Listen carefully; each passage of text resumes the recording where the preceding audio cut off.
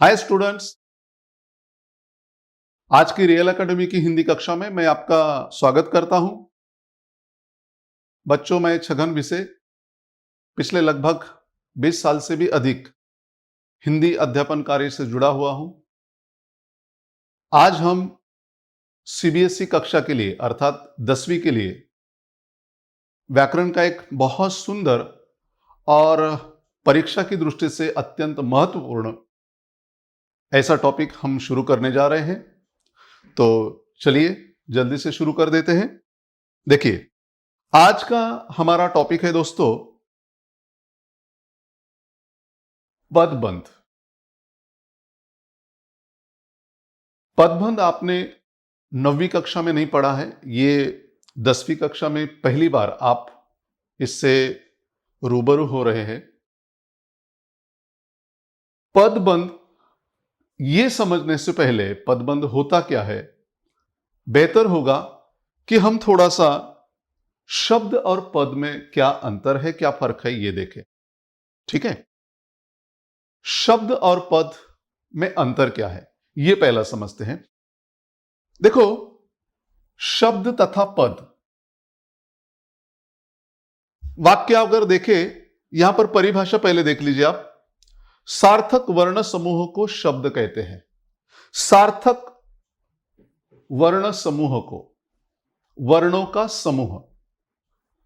वर्ण माने क्या? वर्ण है भाषा की सबसे छोटी इकाई। ठीक है ना? जैसे कि वर्ण का ही ले लीजिए, तो ये जो व है, यह एक वर्ण है। कई सारे वर्णों से या एक से अधिक वर्णों से बनता है शब्द, परंतु सार्थक शब्द का अर्थ होता है अर्थपूर्ण। अर्थपूर्ण वर्णों का समूह कहलाता है शब्द। देखिए, यहां पर शब्द है रोहन, फल, सूर्य, किताब, खाना, सड़क वगैरह। ये सभी शब्द कहलाएंगे। सभी में वर्ण जुड़े हुए हैं। जैसे फल शब्द है तो फल में 2 वर्ण हैं। और शब्द इसलिए कहा जाएगा क्योंकि इससे कोई अर्थ निकल कर आ रहा है। अगर यही रोहन की जगह पर यह शब्द का समूह अगर ऐसा होगा, नरोह। नरोह शब्द जरूर है, परंतु वह सार्थक नहीं है। और हमारी परिभाषा कहती है कि सार्थक वर्ण समूह को शब्द कहते हैं। यहां पर वर्णों का समूह जरूर दिखाई दे रहा है, परंतु सार्थक नहीं है। और अगर सार्थक नहीं है तो फिर वह शब्द भी नहीं है। जैसे कि उदाहरण के लिए कलम। अभी यही शब्द का दूसरा शब्द, यही अक्षरों को, यही वर्णों को लेकर के हम बना सकते हैं कमल। कमल है, कलम है, परंतु ये दोनों ही शब्द है। लेकिन अगर हम ल क म, ये भी वर्ण समूह है, लेकिन यह यहां पर शब्द नहीं कहलाएगा। ठीक है ना? तो शब्द क्या है आप समझ गए। वर्णों का सार्थक समूह कहलाता है शब्द। सार्थक माने अर्थपूर्ण, मीनिंगफुल। ठीक है, जैसे फल है, सूर्य है, किताब है, खाना है वगैरह, क्योंकि इससे कुछ कोई ना कोई अर्थ निकलकर सामने आ रहा है, इसीलिए वह शब्द है और सार्थक वर्णों का समूह है। ठीक है, यह हुई शब्द की बात। अब हम जानते हैं कि पद किसे कहा जाता है दोस्तों। देखो, रोहन फल खाता है, यह है पद। इसका हर एक शब्द यहां पर अब पद कहलाता है। खाता एक पद है, फल एक पद है और रोहन भी एक पद है। फिर आप सोचेंगे कि सर यहां पर शब्द है और यहां पर पद है, ऐसा क्यों? वह इसलिए कि यहां पर अगर आप देखेंगे रोहन, कॉमा फल, कॉमा सूर्य, कॉमा किताब, खाना, इस तरह से यहां पर हर एक शब्द का अर्थ स्वतंत्र है। इसीलिए वो शब्द है। यहां पर कहीं कॉमा आपको नजर नहीं आ रहा है, बराबर है। और ये सारे शब्द एक इकाई का काम कर रहे हैं, व्याकरणिक संबंधों से ये जुड़े हुए हैं, ठीक है। और इसका बना है अब वाक्य, इन्हें हमने वाक्य में प्रयुक्त किया है। इन शॉर्ट आप समझ जाइए, पद मतलब शब्दों को अगर वाक्य में प्रयोग किया जाए तो वह कहलाएगा पद। अगर वाक्य में प्रयोग नहीं किया है तो वह स्वतंत्र है, इसका मतलब वह शब्द है। वाक्य में प्रयुक्त होने पर शब्द ही पद बन जाते हैं। तो यहां पर 1 2 3 4 ये पद है, लेकिन यहां पर 1 2 3 4 5 6 सभी शब्द है, क्योंकि उनका अर्थ स्वतंत्र, यहां पर अर्थ एक दूसरे से जुड़ा हुआ है व्याकरणिक संबंधों से, इसलिए यह पद है। समझ गए दोस्तों? शब्द और पद यह हमने जाना है। हम आगे बढ़ते हैं। पदबंध किसे कहेंगे? पदबंध की आप परिभाषा देखिए, वाक्य का वह अंश, देखो ध्यान दीजिए यहां पर, वाक्य का वह अंश माने वाक्यांश, पूरा वाक्य नहीं, वाक्य का कुछ अंश, कुछ भाग, कुछ हिस्सा, जिसमें एक से अधिक पद मिलकर एक इकाई का कार्य करते हैं, उस वाक्यांश को पदबंध कहते हैं। मतलब वाक्य का कोई ऐसा अंश, कोई ऐसा भाग, कोई ऐसा पार्ट जो एक से अधिक पद हो उसमें। अब पद किसे कहते हैं ये मैंने आपको समझाया है, ठीक है ना। पद मतलब शब्द ही, परंतु वह वाक्य में प्रयुक्त होते हैं, इसलिए पद बन जाते हैं। तो वाक्य का वह अंश जिसमें एक से अधिक पद मिलकर एक इकाई का कार्य करते हैं, उस वाक्यांश को पदबंध कहते हैं। उदाहरण देखो आप, होटल में काम करने वाला सांवले रंग का लड़का हंस रहा था। देखो एक बार फिर से, होटल में काम करने वाला सांवले रंग का लड़का हंस रहा था। अब देखो यहां पर कुछ विशेषताएं आई हैं लड़के के बारे में। लड़का संज्ञा है, इस संज्ञा के बारे में कुछ विशेषताएं है। कौन कौन सी विशेषताएं है लड़के की? कि होटल में काम करने वाला है और सांवले रंग का है। तो ये सभी विशेषण जो है यहां से लेकर यहां तक लड़के के बारे में ही ज्यादा जानकारी दे रहे हैं। वे सभी एक ही काम कर रहे हैं, लड़के की विशेषता बताने का। ये लड़का है और इसकी विशेषता बताने वाले ये सभी पद है। पदबंध माने कई सारे पद एक साथ बंधे हुए हैं और एक ही दिशा में वे काम करते हैं। सबका काम एक ही है, इस लड़के की विशेषता बताना। तो सभी इसीलिए बंधे हैं ताकि वह लड़के की विशेषता को प्रकट कर सके। सब एक ही दिशा में काम कर रहे हैं, सबका एक ही रोल है, सबका एक ही काम है। कौन सा? लड़के की विशेषता बताना। यहां पर देखिए ना, ये 3 खिलाड़ी है, कबड्डी का खेल आप जानते होंगे। 3 खिलाड़ी अलग अलग है, सबके नाम अलग अलग है, अच्छा सबकी विशेषता अलग अलग है, लेकिन यहां पर जो प्रतिस्पर्धी है उसे पकड़ने का तीनों का भी कार्य एक ही दिशा में चल रहा है और तीनों का भी उद्देश्य वहां पर एक ही है कि उसे अपने ग्राउंड में वापस जाने नहीं देना है, या जो लाइन है उसे क्रॉस करने नहीं देना है। तीनों का एक ही लक्ष्य है। वैसे ही यहां पर सभी पदों का एक ही लक्ष्य है, इस लड़के की विशेषता को प्रकट करना। इसीलिए ये विशेषता प्रकट करने हेतु एक दूसरे के साथ बंधे हुए हैं वे पद, इसीलिए इन्हें कहा जाता है पदबंध। एक ही कार्य करने हेतु जब अनेक पद एक साथ बंधे होते हैं उसे कहा जाता है पदबंध। समझ गए आप लोग? आगे बढ़ते हैं हम लोग, देखते हैं पदबंध का पहला प्रकार, संज्ञा पदबंध। देखो बच्चों, आपको परीक्षा में जो वाक्य दिया जाएगा इसी तरह से रेखांकित करके मिलेगा, अंडरलाइन करके दिया जाएगा, और सवाल पूछेंगे कि इसमें से जो पदबंध है वो कौन सा पदबंध है। 5 प्रकार के पदबंध है, उसमें से ये कौन सा है? संज्ञा, सर्वनाम आप लिखेंगे संज्ञा पदबंध, लेकिन यहां पर मैंने लिखा है इसलिए आप कहेंगे संज्ञा पदबंध। लेकिन आप किस तरह से पहचानेंगे? बहुत ही सरल तरीका है पदबंध को पहचानने का, चाहे आप इसे ट्रिक समझ सकते हैं। देखो, वाक्य है कि काले घने लंबे रेशमी बाल किसे अच्छे नहीं लगते।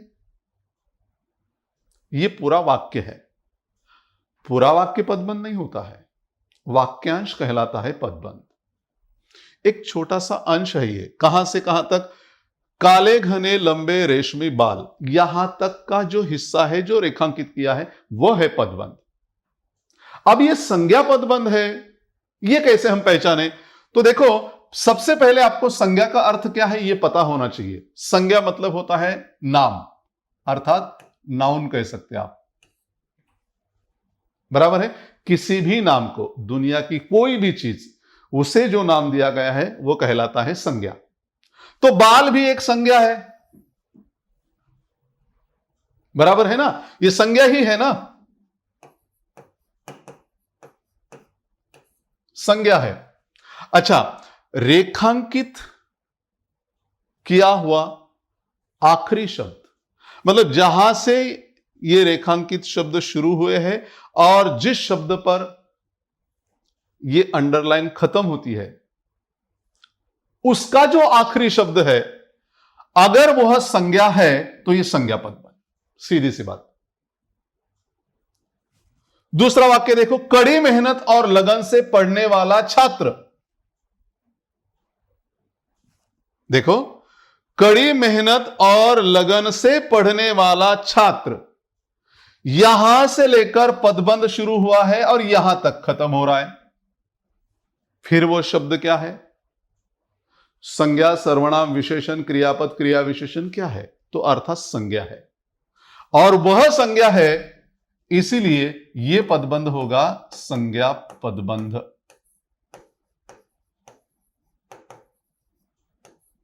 बहुत आसान है दोस्तों। रेखांकित किया हुआ आखिरी शब्द, उसका जो भी भेद होगा, संज्ञा, सर्वनाम, विशेषण, क्रियापद या क्रिया विशेषण, तो पदबंध भी वही होगा। संज्ञा है तो संज्ञा पदबंध, सरल, सबसे आसान तरीका।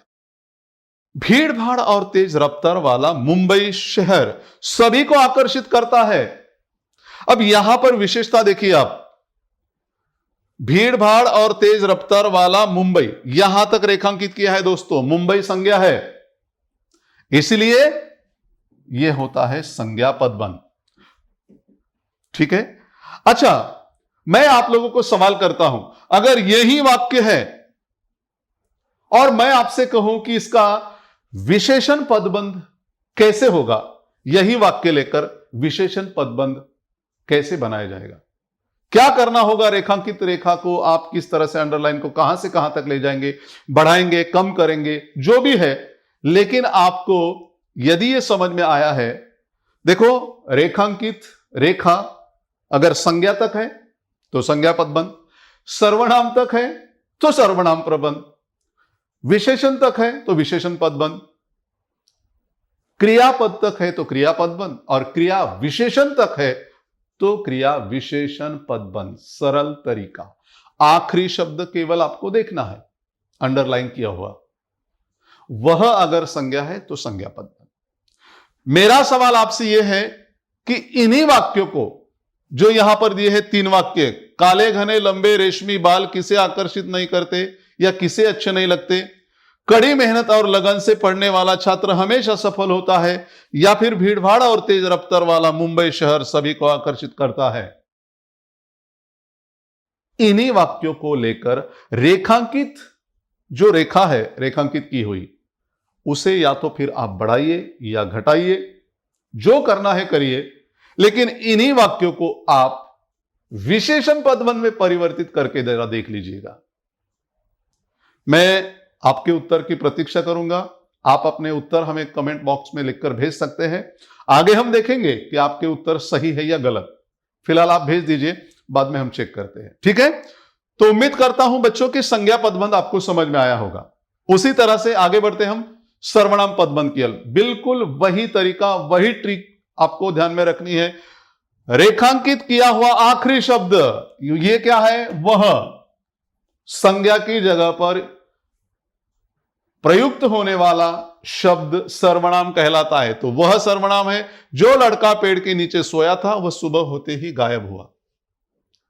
तो रेखांकित रेखा यहां से यहां तक है, तो आखिरी शब्द है वह, इसलिए यह पदबंध होगा सर्वनाम पदबंध।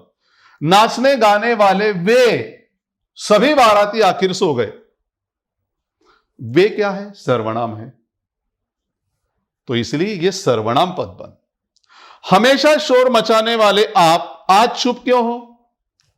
तो आप यहां पर है सर्वनाम, सर्वनाम पदबंध।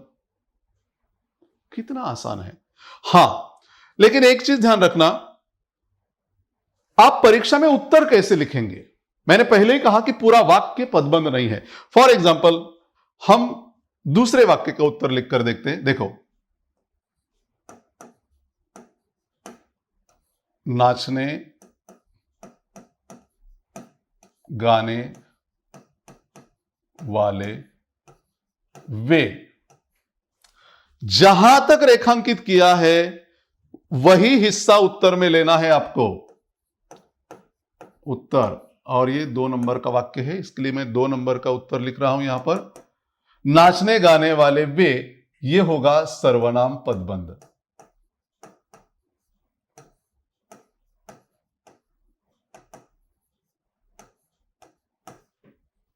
समझ गए? इस तरह से आपको उत्तर लिखना है। हमेशा शोर मचाने वाले आप, यह है पदबंध। आखिरी शब्द है सर्वनाम, इसलिए सर्वनाम पदबंध। उम्मीद करता हूं आप लोग समझ गए होंगे। आगे बढ़ते हैं विशेषण पदबंध की तरफ। बिल्कुल वैसे ही जो ट्रिक मैंने बताई वो सभी प्रकार पर लागू होती है। संज्ञा हो, सर्वनाम हो, विशेषण हो, क्रिया हो, क्रिया विशेषण हो। अब यहां पर देखो, मैंने कहा था आप लोगों की आप अपने उत्तर हमें भेज दीजिएगा कमेंट बॉक्स में, तो आप चेक कर सकते हैं कि आपका उत्तर सही है या गलत। वाक्य वही लिए है मैंने। देखो, काले घने लंबे रेशमी, यहां तक विशेषण है। किसका विशेषण बता रहे हैं? बालों का। बाल कैसे है? क्या विशेषता है? काले घने लंबे रेशमी है। समझ में आया? तो इसलिए यह हुआ विशेषण पदबंध। यहां से लेकर यहां तक ये सभी एक ही काम कर रहे हैं। क्या? बाल की विशेषता बताने का। इसलिए आखिरी शब्द है रेशमी। रेशमी क्या है? विशेषण। तो यह हुआ विशेषण पदबंध। अगर आपने इसी तरह से कमेंट बॉक्स में उत्तर लिखकर भेजा है तो बिल्कुल सही उत्तर है आपका। ठीक है, आगे देखो। कड़ी मेहनत और लगन से पढ़ने वाला छात्र हमेशा सफल होता है। संज्ञा पदबंध में यही वाक्य हमने लिया था, लेकिन रेखांकित कहां तक किया था? छात्र तक। तो छात्र तक करेंगे तो छात्र संज्ञा है, तो संज्ञा पदबंध हो जाएगा। लेकिन छात्र की विशेषता बता रहा है ये सभी शब्द, अर्थात सभी पद। कड़ी मेहनत और लगन से पढ़ने वाला कौन? छात्र। ये छात्र के बारे में विशेषता बताई है, इसीलिए यह पदबंध हुआ विशेषण पदबंध। अगर ऐसे ही आपने लिखकर भेजा है तो बिल्कुल सही उत्तर है आपका। तीसरा वाक्य देखो। भीड़ भाड़ और तेज रफ्तार वाला मुंबई शहर सभी को आकर्षित करता है। मुंबई के बारे में विशेषता बताई है, तो यह सब विशेषण ही है। आखिरी शब्द भी है तेज रफ्तार वाला, तो यह विशेषता ही प्रकट कर रहा है। किसकी? मुंबई के बारे में। इसलिए यह पदबंध हुआ विशेषण पदबंध। आपको एक ही चीज ध्यान में रखनी है कि जो रेखांकित किया हुआ वाक्यांश है वे सभी पदबंध कहलाएंगे, परंतु जो आखिरी शब्द है रेखांकित किया हुआ वह विशेषण है, तो यह विशेषण पदबंध। सर्वनाम है, सर्वनाम पदबंध। संज्ञा है, संज्ञा पदबंध। ठीक है, चलिए आगे बढ़ते हैं हम लोग। क्रिया पदबंध। क्रिया पदबंध का तो और भी आसान तरीका है। आपको तो देखना ही नहीं कि शब्द क्या है और क्या नहीं है। सीधा रेखांकित रेखा अगर वाक्य के अंत में लगी है, क्रिया पदबंध है, बस और कुछ करने की जरूरत नहीं। सबसे आसान ट्रिक है दोस्तों ये। क्रिया पदबंध कैसे पहचानेंगे? रेखांकित किया हुआ जो अंश है वो शुरुआत में नहीं आएगा, वो आएगा अंत में, तो यह पदबंध कहलाएगा क्रिया पदबंध। फिर भी देखें, नौकर चोरी कर भाग गया। अब देखो, एक से अधिक पद, एक पद को पदबंध नहीं कहेंगे ना। एक ही पद को कैसे पदबंध कह सकते हैं? नहीं, कई सारे पद हो और जो एक ही काम कर रहे हो, इसीलिए पदबंध कहते हैं ना हम लोग। तो यहां पर क्रिया है, क्रिया मतलब वर्ब, एक्शन वर्ड। तो चोरी कर भाग गया, तो ये सभी क्रिया ही है, चोरी करने की, भागने की और गया मीन्स जाने की। तो ये तीन पद एक साथ जुड़े हैं, लेकिन एक ही काम कर रहे हैं। कौन सा? नौकर चोरी कर भाग गया, ये बताने का। ठीक है, तो इसीलिए ये क्रिया है, तीनों भी शब्द, तीनों भी पद अर्थात, तो ये क्रिया पदबंध हो गया।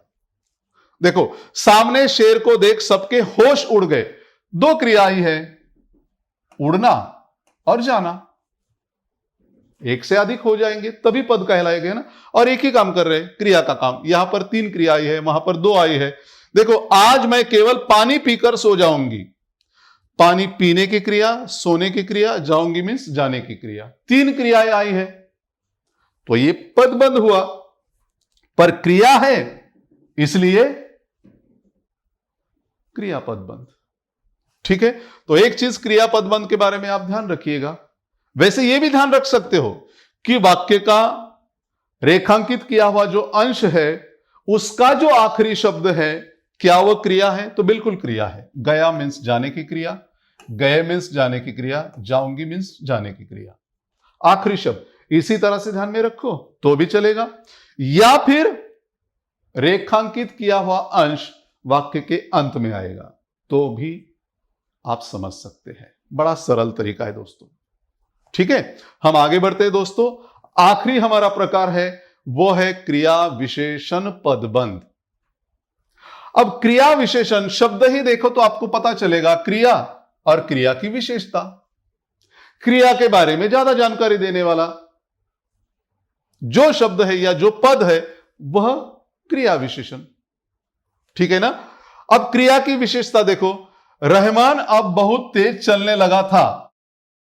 चलने की क्रिया है दोस्तों, विशेषता क्या है? बहुत तेज। अब यहां थोड़ा धीरे बोलो, बोलने की क्रिया है दोस्तों, पर विशेषता क्या है? अब यहां थोड़ा और धीरे, यह विशेषता है। देखो, अब बरसात धीरे धीरे थमने लगी, थमने की क्रिया है, पर क्या है? धीरे धीरे, इसलिए यह है इस क्रिया की ज्यादा जानकारी, धीरे धीरे। अच्छा, अब आप क्रिया विशेषण पदबंध को कैसे ध्यान में रखेंगे?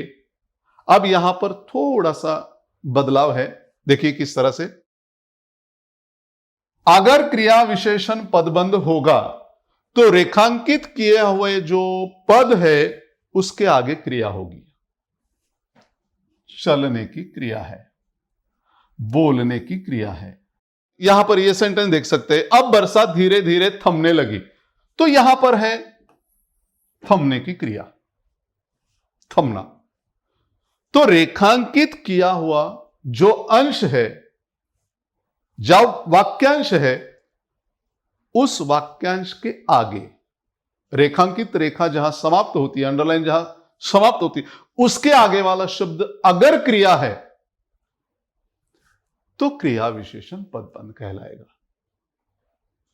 ठीक है बच्चों, इसी तरह से बहुत सरल और बहुत आसान तरीका है पदबंध को समझने का। हमने सबसे पहले पद क्या है, शब्द क्या है, पद और शब्द में अंतर क्या है, यह देखा है, और उसके बाद हमने देखे हैं पदबंध के 5 प्रकार। उम्मीद करता हूं कि आप लोगों को समझ में आए होंगे। तो दोस्तों, यहां पर हम रुकते हैं। आप लोग इसी तरह के व्याकरण से जुड़े हुए हमारे वीडियोस को देखने के लिए रियल एडुटेनमेंट के हमारे चैनल को सब्सक्राइब कीजिए और बेल आइकॉन को जरूर प्रेस कीजिए। थैंक यू, शुक्रिया।